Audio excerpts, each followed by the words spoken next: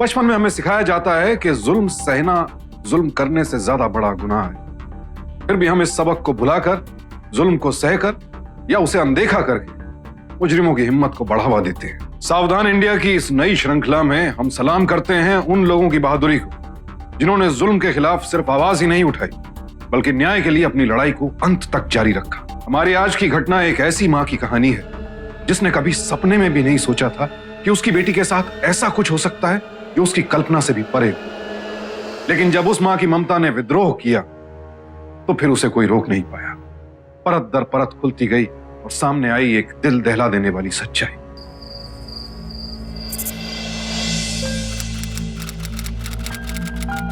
देखो कितनी कमजोर हो गई हो तुम। मैं ठीक हूँ। आराम से आराम से। ये लो दूध पियो। मैं जानता हूं तुम्हें पसंद नहीं है पर पीना पड़ेगा।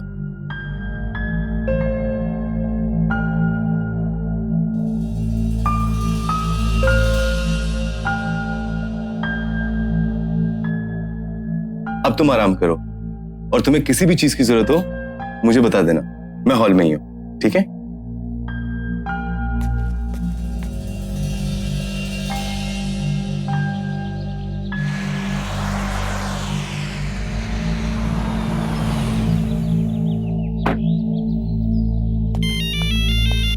हाँ थोड़ी सा बोलिए। अच्छा, फ्री ऑपरेशन कैंप लगा रखा है।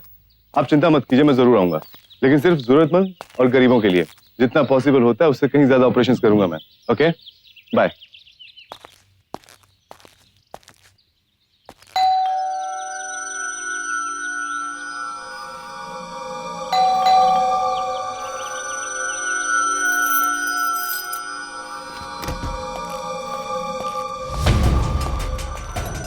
अनु, अनु, अनुराधा, अनुराधा, वॉचमैन। मेम साहब कहाँ गई? पता नहीं सर, मैं बाहर जाके देखा नहीं। शायद किराएदारों के यहाँ तो नहीं। Good afternoon doctor Mathur. Anuradha आपके यहाँ है क्या? नहीं तो। नमस्ते माँ जी। हाँ बेटा बोलो। अनुराधा वहाँ ही है क्या? यहाँ यहाँ तो नहीं आई। वहाँ भी नहीं है तो फिर कहाँ जा सकती है? तुमको बोलकर नहीं गई? कब निकली घर से? पता नहीं, मैं तो अभी हॉस्पिटल से आया तो देखा घर पर कहीं पर भी नहीं थी। ऊपर से उसकी तबीयत भी खराब है। बेटा परेशान मत हो, यहीं कहीं आसपास गई होगी, आ जाएगी। शायद आप ठीक ही कह रही हैं। नमस्ते। दिल्ली के जाने माने सर्जन डॉक्टर माथुर की पत्नी अनुराधा एक दिन अचानक घर से लापता हो गई। वो कब घर से गई, किससे मिली, डॉक्टर माथुर को कुछ पता नहीं। उन्होंने हर मुमकिन जगह अनुराधा को ढूंढने की कोशिश की। उनका इंतजार भी किया कि वो जहां भी कहीं गई हैं शायद वापस आ जाएं, लेकिन ऐसा नहीं हुआ। इसलिए एक समझदार नागरिक होने के नाते डॉक्टर माथुर ने सबसे पहले इस बात की इत्तला दी पुलिस को। कहिए, मैं आपकी क्या मदद कर सकता हूँ? आज दोपहर को हॉस्पिटल से घर आया तो मेरी वाइफ घर पर नहीं थी।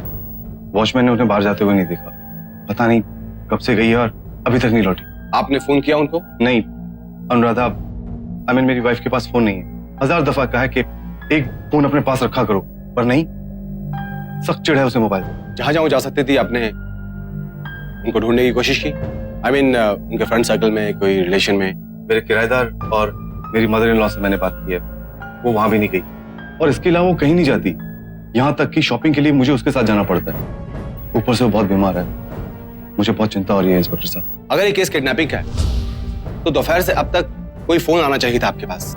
लेकिन आप घबराइए मत, हम आपकी पत्नी का पता लगाने में कोई कसर नहीं छोड़ेंगे। लेकिन एक रिक्वेस्ट है इंस्पेक्टर, दरअसल मेरी वाइफ की मेंटली सिचुएशन ठीक नहीं है। उसकी हरकतों से ऐसा नहीं लगता, पर मैं एक डॉक्टर हूं तो मुझे सच पता है।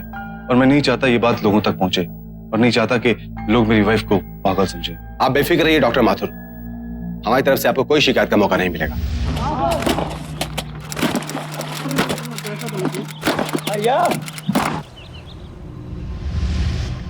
अरे भाई, ये कपड़ा किसका है? हाँ? शंकर, हरिया, देखो। गाजियाबाद के मसूरी झल में मिली एक जवान महिला की लाश को लावारिस समझा जाता अगर शाहदरा थाने के इंस्पेक्टर सैनी के पास उसकी खबर न पहुंचती। चूंकि लाश एक जवान महिला की थी, इसलिए इंस्पेक्टर सैनी ने तुरंत डॉक्टर माथुर को लाश की पहचान करवाने के लिए बुलवाया। डॉक्टर माथुर ने न सिर्फ अपनी पत्नी की लाश को पहचाना, बल्कि पुलिस को यह भी बताया कि उनकी पत्नी ने कुछ गहने पहने हुए थे जो कि पुलिस को नहीं मिले। डॉक्टर माथुर के आंसू कई सवाल पूछ रहे थे। वो जानना चाहते थे आखिर उनकी पत्नी के साथ क्या हादसा हुआ। क्या वाकई उसकी मौत एक एक्सीडेंट थी या किसी ने बड़ी बेरहमी से उसका कत्ल कर दिया था। पोस्टमार्टम की रिपोर्ट के मुताबिक मिसेस माथुर की मौत डूबने से नहीं बल्कि गला दबाने से हुई और मारने के बाद उनकी लाश को पानी में फेंक दिया गया है। और सबसे बड़ी बात, मिसेस माथुर के हाथ के नाखून में किसी दूसरे इंसान की स्किन पाई गई। मतलब ये कि मरने से पहले डॉक्टर साहब की पत्नी और उनकी खूनी के बीच में झड़प हुई थी और उस झड़प में उस खूनी की स्किन खुरच कर डॉक्टर साहब की पत्नी के नाखून में आ गई। डॉक्टर माथुर ने कहा था कि उनकी पत्नी ने कुछ गहने पहने हुए थे जो हमें नहीं मिले। हो सकता है किसी ने उनको लूटने के चक्कर में उनकी हत्या कर दी। एक काम करो लाल सिंह, सभी थानों में कांटेक्ट करो और पिछले 15 से 20 दिनों में जितने भी चोर उचक्के पकड़े गए हैं सबकी एक लिस्ट बना। Okay sir. इंस्पेक्टर साहब कहाँ मिलेंगे? मुझे उनसे जरूरी बात करनी है, मेरी बेटी के केस के बारे में। आप बैठिए, मैं साहब को बोलकर आता हूँ। सर, कोई औरत अपनी बेटी के केस के सिलसिले में आपसे मिलना चाहती है। उन्हें बिठाओ। Okay sir. सिंघानी साहब, आपकी जो भी समस्या है उस पर हम लोग पूरी तरह से गौर करेंगे।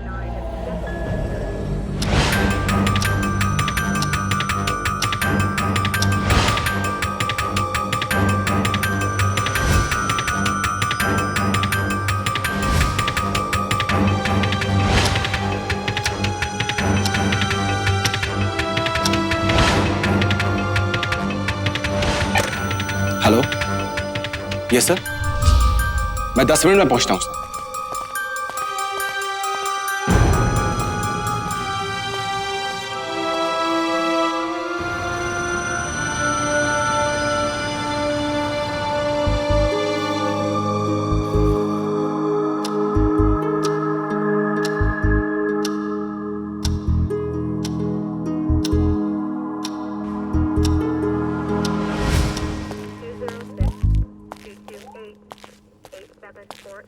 साहब अब नहीं आने वाले। ऐसा है मैडम, आप कल आइए।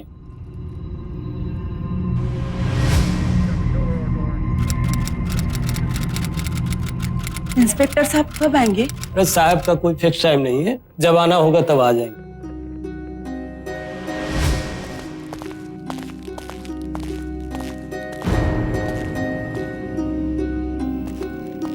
सर, बाहर जो लेडी बैठी है कांस्टेबल बताया कि कल वो आपसे मिलने आई थी और आज भी शायद आपका ही वेट कर रही है। ठीक है, बुलाओ।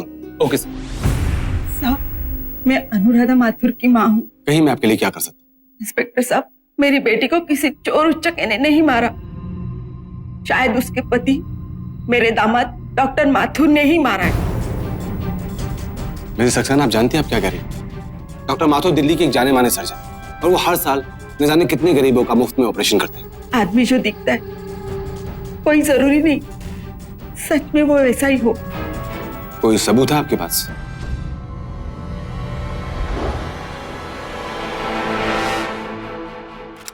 शादी के बाद पहली बार मैं क्या आई, लेकिन अपनी माँ से ज्यादा अपनी बेस्ट फ्रेंड की फिक्र है तुझे। मेरी अच्छी माँ, अपनी माँ की मुझे सबसे ज्यादा फिक्र है। मगर क्या करूं, शादी के बाद एक लड़की अपनी माँ के लिए भी पराई हो जाती है। एक मारूंगी। अरे तेरे सिवा मेरी जिंदगी में कौन है? माँ, मेरे जाने के बाद अगर अस्मिता आए ना तो उसे ये बॉक्स दे दे। मैंने उसका सारा सामान इस बॉक्स में पैक कर दिया। खुद क्यों नहीं दे आती उसे घर जाते वक्त? नहीं माँ, मुझे बहुत देर हो गई, मैं उससे बाद में मिल लूंगी।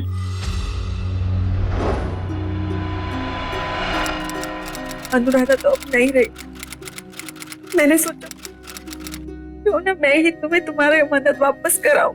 सॉरी आंटी जी, मैं हॉलीडेज पर थी स्विट्जरलैंड, मुझे तो पता ही नहीं चला। मैं क्या करती बेटी, सब नियति का खेल है। आंटी जी, मुझे आपको सब कुछ बहुत पहले ही बता देना चाहिए था। किस बारे में बेटा? अनुराधा के बारे में। आंटी जी, वो कभी कभी मुझसे मिलने आया करती थी। कम ऑन यार, पति पत्नी के बीच झगड़े नहीं होते। इन सब बातों को इतना सीरियसली थोड़ी लेता है। कभी कभी झगड़े होने अलग बात, अगर रोज झगड़े, रोज बात, मतलब डॉक्टर माथुर तुम्हें रोज मारते हैं? शादी के अगले दिन से उन्होंने कभी भी मुझे अपने लायक समझा ही नहीं स्मिता। आप आ गए? आप फ्रेश होके आ जाइए, तब तक मैं खाना लगाती हूँ। मानो खा चुका हूँ मैं। क्या हो गया है आपको? आजकल आपने घर में खाना खाना ही छोड़ दिया और आप मुझसे ठीक से बात भी नहीं करते। क्या बात करूं तुमसे? आधा समय तो तुम बीमार पड़ी रहती हो और आधा समय तुम्हारा दिमाग काम नहीं करता। पता नहीं किस मनहूस घड़ी में मेरी तुमसे शादी हो गई। जाओ अपना काम करो और खबरदार जो मुझे दोबारा डिस्टर्ब किया तो।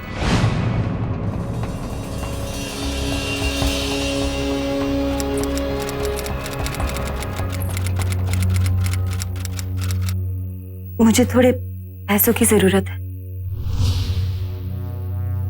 किस बात के लिए? घर का कुछ सामान लाना है। आपने जो पैसे दिए थे वो कम पड़। तेरा मतलब है कि मैं तुझे घर खर्च के लिए पैसे नहीं देता? नहीं, ऐसी बात नहीं है। आप खुद ही सोचिए, केवल 1000 रुपए में घर कैसे चलेगा? घर खर्च के लिए इतने ही पैसे मिलेंगे।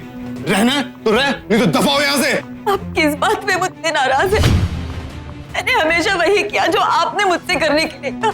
आपके कहने पे मैंने अपनी नौकरी छोड़ दी। आपके कहने पे मैं अपनी दोस्त से नहीं मिलती और जितने नौकर थे आपने उन्हें भी सबको निकाल दिया। अकेली रहती हूँ। आपके लौटने का इंतजार करती हूँ। आपसे बात करने के लिए तरसती हूँ।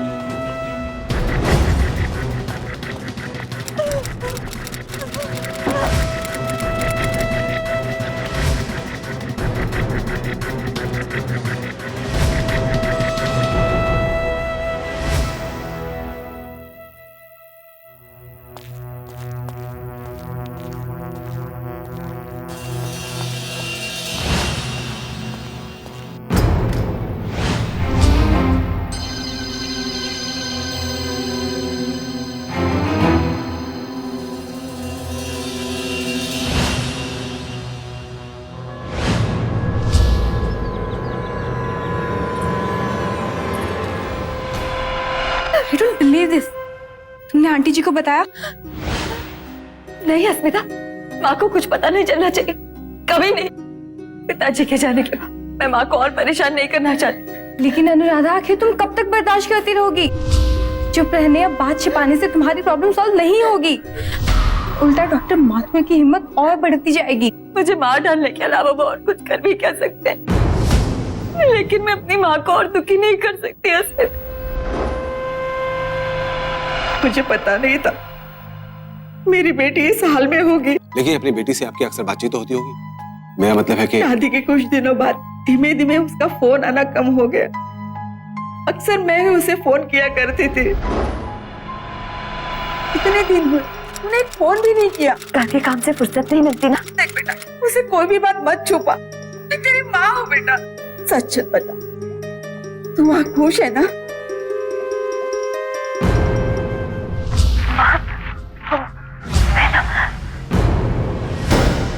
क्या हुआ?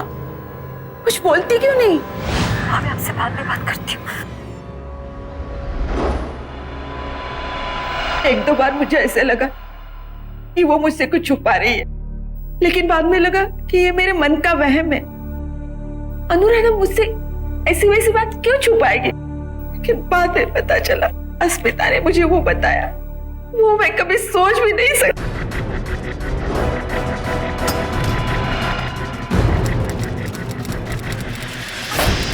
Anuradha, open the door. What's wrong with you? Asmita जाओ यहाँ से।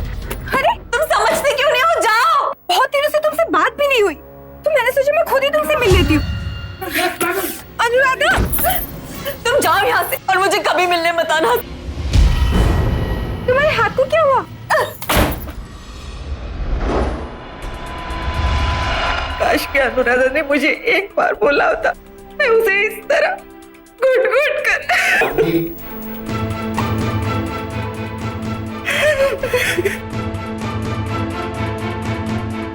अस्मिता ने सारी सच्चाई जानने के बाद डॉक्टर माथुर के किराएदार मिस्टर एंड मिसेस सुब्रमण्यम से मिलने गई। आप किसी से बोलना नहीं। आपका बेटे को डॉक्टर माथुर बहुत परेशान करता था। हम लोग एक बार इंटरफेयर करने की कोशिश किया, पर उसने हमारा इंसल्ट किया। हमारा छोड़िए, उसने आपकी बेटी को भी बहुत सफर कराया। आपको पता, एक दिन आपकी बेटी इसी दरवाजे को पीटता था। अयो अनुराधा, तुम्हारा तबीयत ठीक ना? मेरी सब्जी जल गई मिसेस सुब्रमण्यम, घर में और कुछ नहीं है और ये भी नहीं आया, तो आपके पास खाने के लिए कुछ है? हमको लगता वो आपकी बेटी को पागल बना देना चाहता था। हमने सुना कि उसने आपका बेटी को 1 वीक के लिए मेंटल असाइलम में भी रखा। डॉक्टर माथुर की असलियत जानकर अनुराधा की मां हैरान थी। सबसे ज्यादा हैरानी उन्हें इस बात से थी कि उनकी बेटी इतना कुछ सहती रही लेकिन उसने उन्हें कभी कुछ नहीं बताया। अब अनुराधा की मां को यकीन हो चुका था कि उनकी बेटी की मौत के लिए डॉक्टर माथुर ही जिम्मेदार है। ये जानते हुए भी कि डॉक्टर माथुर एक जाने माने सर्जन है, समाज में उनका काफी रुतबा है, पहुंच है, अनुराधा की मां घबराई नहीं। उन्होंने ठान लिया था कि अब वो सच्चाई दुनिया के सामने लाकर रहेंगी। अब वो अपनी बेटी को इंसाफ दिलाना चाहती थी। मिसेस सक्सेना, झगड़ा तो हर पति पत्नी के बीच में होता है, इसका मतलब ये नहीं डॉक्टर माथुर ने ही अपनी पत्नी को मारा। डॉक्टर माथुर जैसा आदमी जो हर साल चैरिटी के नाम पे गरीबों का मुफ्त में ऑपरेशन करता है, कौन मानेगा आपकी बात? आप बेशक मेरी बात नहीं मानना इंस्पेक्टर साहब, अगर मेरी बेटी की जगह आपकी बहन होती तब भी आप ये सारी बातें सुनकर सब कुछ मानने से इनकार करते। क्या लगता है लाल सिंह? अगर डॉक्टर साहब वाकई अपनी पत्नी को इतना सताते थे तो उनकी सास का उन पर शक करना एक हद तक सही है। डॉक्टर माथुर काफी सोर्स वाले आदमी, लेकिन सच्चाई का पता लगाने के लिए हमें उनकी पत्नी के हाथों के नाखून से मिले स्किन का डीएनए सैंपल लेना होगा, जिसके लिए हमें डॉक्टर माथुर का डीएनए सैंपल चाहिए, वो भी उन्हें बिना पता चले।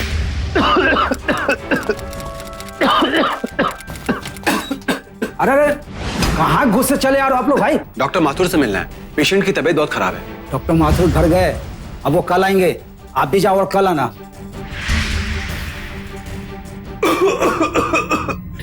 क्या हुआ? सर एक गिलास पानी मिलेगा भैया? अभी लाया, अभी लाया।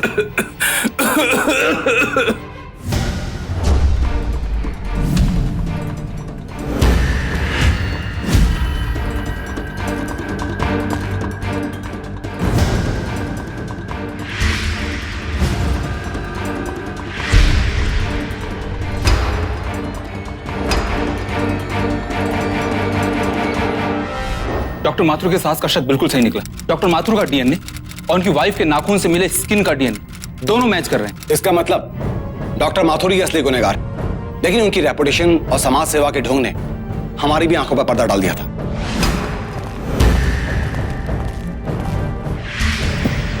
यस इंस्पेक्टर, आपके घर की तलाशी का वारंट है हमारे पास। जाओ घर की तलाशी लो। क्या सर?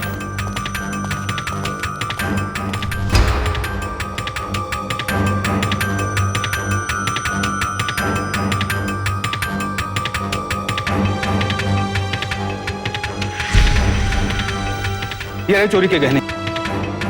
डॉक्टर माथुर, अपनी पत्नी को मारने के जुर्म में मैं तुम्हें गिरफ्तार करता हूँ। हाँ, मैंने मारा अनुराधा को। तंग आ गया था मैं उससे, घर वालों के कहने से मैंने उससे शादी की थी, पर वो मेरे लायक थी नहीं, न दिमाग से न शरीर से। छुटकारा पाना चाहता था मैं उससे। मैं अगर उसे डिवोर्स देता तो मुझे उसका खर्चा उठाना पड़ता, इसलिए मैंने धीरे धीरे उसे टॉर्चर करना शुरू किया। सच बता, तुम वहां खुश है ना?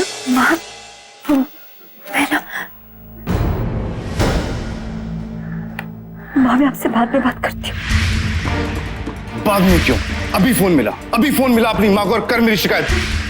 यहाँ से लेकर दिल्ली तक फेमस हूं मैं, और तू किससे कुछ कहेगी भी ना, वो तुझे ही पागल समझेगा। अनुराधा चुपचाप सब सहती रही, जिससे मेरी हिम्मत तो और बढ़ गई। मैं कई दिन तक उसे कमरे में बंद रखता था, सोचा था कि परेशान होकर पागल हो जाएगी, लेकिन अनुराधा मेरा इरादा भांप गई। उस रात पहली बार मना किया था ना अपना पागल दिमाग चलाने के लिए। एक बार बात समझ में नहीं आती तुम्हें? पागल नहीं हूं मैं, लेकिन आप जरूर चाहते हैं कि मैं पागल हो जाऊं। अच्छी तरह समझ चुकी हूं मैं आपकी सोच को। आप चाहे कितने भी जुल्म मुझ पे ढा लीजिए, मैं पागल नहीं होने वाली। मैं आपको आपके मकसद में कभी कामयाब नहीं होने दूंगी।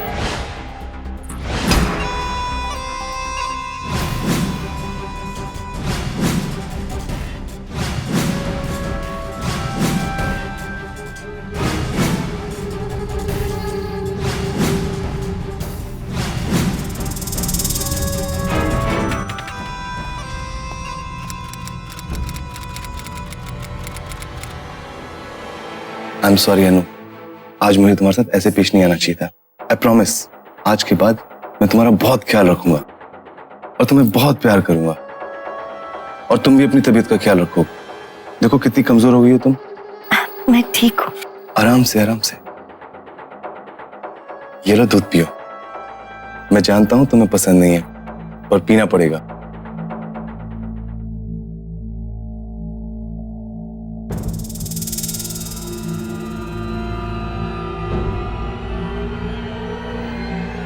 अब तुम आराम करो और तुम्हें किसी भी चीज की जरूरत हो मुझे बता देना, मैं हॉल में ही हूं, ठीक है?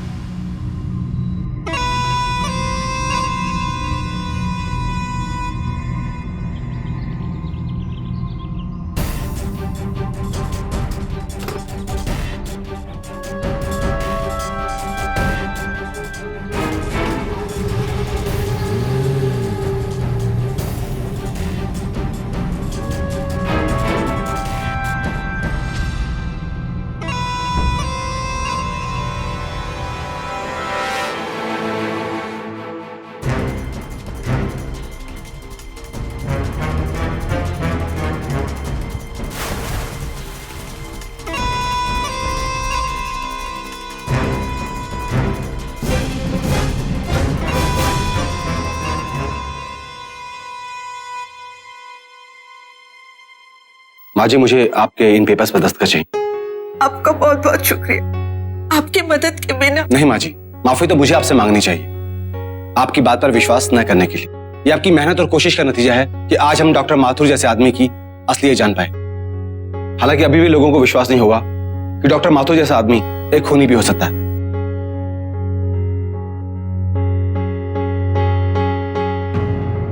अनुराधा एक सुशील, खूबसूरत पोस्ट ग्रेजुएट MBA थी। शादी से पहले उसके पास 85,000 रुपए की नौकरी का ऑफर था। उसमें ऐसी कोई कमी नहीं थी जिससे किसी को भी कोई शिकायत हो। और इस सब के बावजूद डॉक्टर माथुर के पागलपन ने उसकी जिंदगी को नर्क बनाकर रख दिया, उसे घुट घुट कर जीने पर मजबूर कर दिया। और यह सब इसलिए हुआ क्योंकि वो चुपचाप सब कुछ सहती रही। अनुराधा की खामोशी ही उसकी मौत की एक बहुत बड़ी वजह बनी। कहने को एक बेटी अपनी मां को दर्द से बचाना चाहती थी, लेकिन अफसोस वो मां को जिंदगी भर के लिए एक गम देकर चली गई। हमारे देश में पिछले साल घरेलू हिंसा के करीब 1 लाख मामले दर्ज किए गए। नेशनल क्राइम रिकॉर्ड्स ब्यूरो के अनुसार हर 9 मिनट में एक औरत के साथ घरेलू हिंसा होती है और 70% से भी ज्यादा शादीशुदा महिलाएं अपने पति के हाथों जोर जबरदस्ती और अत्याचार का शिकार बनती हैं। जबकि आज ऐसी औरतों की मदद के लिए कई समाज सेवी संस्थाएं, महिला विकास केंद्र और पुलिस के टेलीफोन हेल्पलाइंस हैं, फिर भी हमारे समाज में ज्यादातर औरतें चुपचाप अपने ऊपर होने वाले जुल्म को सहन करती। जरा सोचिए, अगर अनुराधा ने कभी अपनी मां को अपनी तकलीफों के बारे में बताया होता या पुलिस में कंप्लेंट की होती, शायद वो आज हमारे बीच जीवित होती, शायद एक नए सिरे से बेहतर जिंदगी जी रही होती। अनुराधा की मां की तरह इंसाफ के लिए लड़ने की हिम्मत बहुत कम औरतें जुटा पाती हैं। उन्होंने हमारे समाज की औरतों के लिए एक मिसाल कायम की है कि वो कभी भी खुद को कमजोर और लाचार ना समझे। हिम्मत ना हारना ही हमारी सबसे बड़ी ताकत होती है और अनुराधा की मां ने इस सच को साबित कर दिखाया। रोजमर्रा की जिंदगी में होने वाले आम दुख दर्द और तकलीफें दूसरों से छुपाना समझ में आता है, लेकिन अपने ऊपर हो रहे अत्याचार के खिलाफ लड़ने में समझदारी है, उसे सहने में नहीं। कल आपसे फिर मुलाकात होगी एक और कहानी के साथ, एक और ऐसी सत्य घटना के साथ जब हम में से किसी एक की बहादुरी ने अपराधियों को मुंहतोड़ जवाब दिया। सावधान इंडिया, इंडिया फाइट्स बैक।